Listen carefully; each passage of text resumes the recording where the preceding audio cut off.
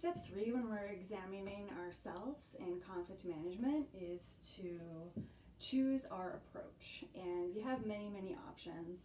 How we deal with conflict, many people make the mistake of equating conflict with fighting, blaming, name calling, and so on. This makes conflict seem like a dangerous and destructive thing.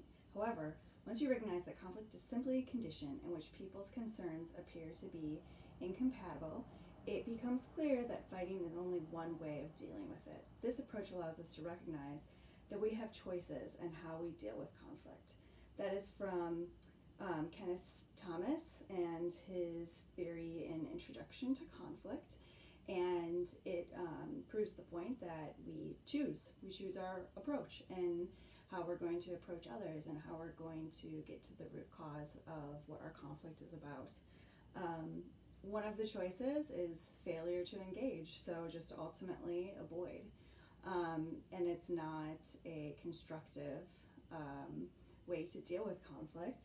So failing to engage, ultimately, it's a terrible decision because according to Patrick Lencioni, of the 5 dysfunctions of team, he says that it's a terrible decision, one that puts our temporary comfort and avoidance of discomfort ahead of the ultimate goal of our organization. So if we're avoiding conflict, we're really just thinking about ourselves and how it's going to be uncomfortable and stressful for us personally to address it, and we really are not thinking about the ultimate organization and the team and our teammates either.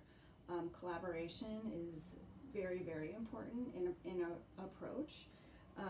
So it's very important that we test our own assumptions. So we can think that we know, but we don't. We need to find out why and how, and the only way to do that is through dialogue. And a lot of times our outlook and our assumptions will change after we've asked questions and we've had open mind to try to seek to understand what others have to say that are also engaged in this potential conflict.